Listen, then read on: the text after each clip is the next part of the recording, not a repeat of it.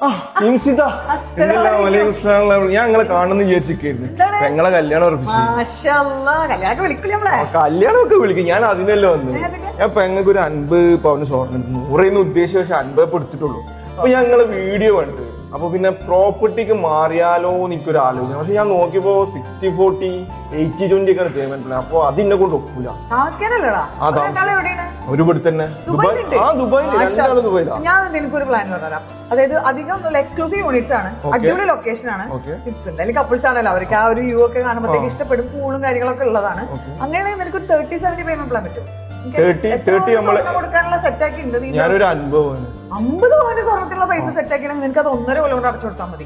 അപ്പൊ ഈ 30 എന്ന് പറയുന്നത് എങ്ങനെയാണ്? അതായത് 24% ആദ്യം അടക്കുക, ബാക്കിയുള്ള 10% 1.5 കൊല്ലത്തെ സമയമുണ്ട്. 1.5 കൊല്ലം കൊണ്ട് ബാക്കി 10 അടച്ചാൽ 30% 1.5 കൊല്ലത്തിലാണ്. 70 നിനക്ക് ഇപ്പൊ സ്വന്തമായിട്ട് കൊടുക്കണം എന്നുണ്ടെങ്കിൽ നീ മോർഗേജ് എടുത്തിട്ട് നീ മന്ത്ലി അടച്ചു കൊടുക്കും. അതല്ല, അവർക്ക് രണ്ടാൾക്കും കൂടി ജോലിയുള്ളവരല്ലേ, അവർക്ക് എടുക്കാൻ പറ്റുമെങ്കിൽ അവരെടുക്കട്ടെ. പെങ്ങളുടെ പേരിൽ മേടിച്ചു കൊടുക്കുക. എന്നിട്ട് നമ്മള് അപ്പൊ ഈ 70 മോർഗേജ് ചെയ്യും. മോർഗേജ് മന്ത്ലി അടച്ചു കൊടുത്താൽ 10, 2000, 3000 10, 15 കൊല്ലത്തിന് ഇട്ടാ പോരെ. പിന്നെ അത് ചെയ്യല്ലേ, നല്ലൊരു ഐഡിയ. സ്വർണ്ണൊക്കെ മേടിച്ച് അവള് സ്വർണ്ണം യൂസ് ചെയ്യില്ല. അവളെന്താ പറയുന്നത്? അവൾക്ക് അഭിപ്രായം അവള് സ്വർണ്ണം യൂസ് ചെയ്യില്ല. ഇപ്പൊ ഇങ്ങനെ കൊടുക്കേ ലോക്കറിൽ ഇടാനുള്ളത് മാത്രം നീ കാണിച്ചു കൊടുത്താൽ മതിയാണ്. ബാക്കി അപ്പൊ അങ്ങനെ എന്തെങ്കിലും ചെറുതെന്തെങ്കിലും ഇടാനുള്ള അന്ന് കല്യാണം ഇടാനുള്ള കാണിച്ചു ഒരു ബുദ്ധിമുട്ടില്ല. ഇനിയിപ്പൊ അതിനെ കുറിച്ച് ഞാൻ ബ്രോഷറും കാര്യങ്ങളും ചെയ്യാൻ നിനക്ക് എന്റെ നമ്പർ അറിയാലോ. ആ നമ്പറിൽ നീ ഒന്ന് ജസ്റ്റ് മെസ്സേജ് ഇട്, ഞാൻ ബാക്കി എല്ലാ ഡീറ്റെയിൽസ് അയച്ചുതരാം.